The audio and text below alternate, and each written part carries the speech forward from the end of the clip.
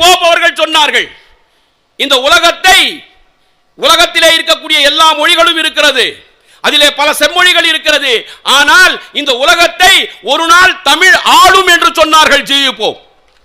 வெள்ளக்காரன் கேட்டான், எப்படி ஆளும் அது எப்படி ஆளும்? எவ்வளவு பேர் இருக்கிறார்கள் தமிழ் பேசக்கூடியவர்கள்? உலகத்திலே எவ்வளவு பேர் இருக்கிறாங்க? அந்த காலத்தில் 5 கோடி பேர். ஜி.யு. போப்புடைய காலத்தில் 5 கோடி பேர் எப்படி உலகத்தை ஆள முடியும்? உலகத்தில் எப்படி தமிழன் ஆள முடியும்? தமிழன் எப்படி ஆள முடியும்? தமிழ் எப்படி ஆள முடியும் என்று கேட்டார்கள். ஜி.யு. போப் சொன்னார், தஞ்சாவூருக்கு போயிருக்கிறியா? நீ போயிருக்கிற. தஞ்சாவூர் கோயிலை பார்த்துருக்கிறியா? பார்த்துருக்கிறேன். அந்த கோயில் எப்படி கட்டப்பட்டிருக்கிறது என்று கேட்டார்கள். அவன் சொன்னா, கோயிலா? அது எப்படி கட்டணுமோ அப்படி கட்டியிருக்கிறான். இல்லைப்பா, கோயிலெல்லாம் பார்த்தியா? எப்படி கட்டியிருக்கிறோம்?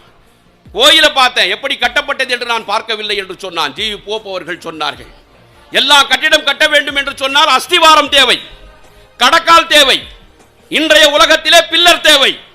ஜி.யு. போப் அவர்கள் சொன்னார்கள், தஞ்சாவூருடைய பெருவுடையார் கோவில் கடக்கால், அஸ்திவாரம் என்பது கிடையாது. கடக்கால் இல்லாமல், அஸ்திவாரம் இல்லாமல், எந்த பில்லரும் இல்லாமல் அந்த கோவில் நின்று கொண்டிருக்கிறது. கல்மேல் கல் வைத்து, கல்மேல் கல் வைத்து, கல்மேல் கல் வைத்து அந்த கோவிலை கட்டி இருக்கிறான் ராசராச சோழன். கோபுரத்தினுடைய எடை மட்டும் 80 டன்.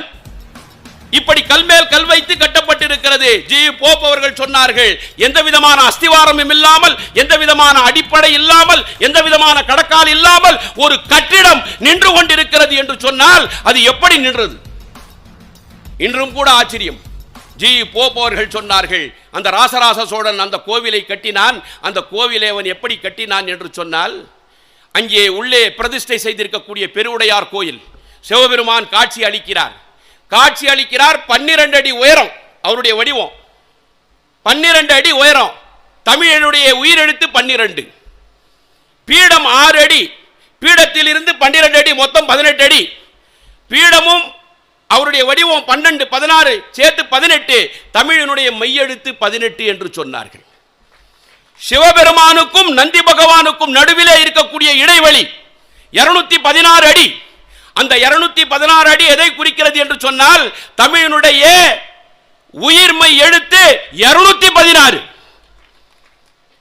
பெருவுடையார் கோயிலுடைய கோபுரத்தினுடைய உயரம் 247 அடி.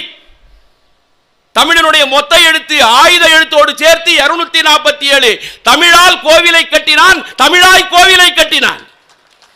இந்த தமிழால் கட்டிய காரணத்தினால் கடக்கால் தேவையில்லை, அஸ்திவாரம் தேவையில்லை, அந்த கட்டிடம் உயர்ந்து நிற்கிறது. ஜி.யு. போப் சொன்னான், இந்த கட்டிடம் நிற்கிறது என்று சொன்னால் ஏண்டா தமிழன் உலகத்தை ஆள மாட்டான், தமிழ் உலகத்தை ஆளாது என்று கேட்டார்கள்.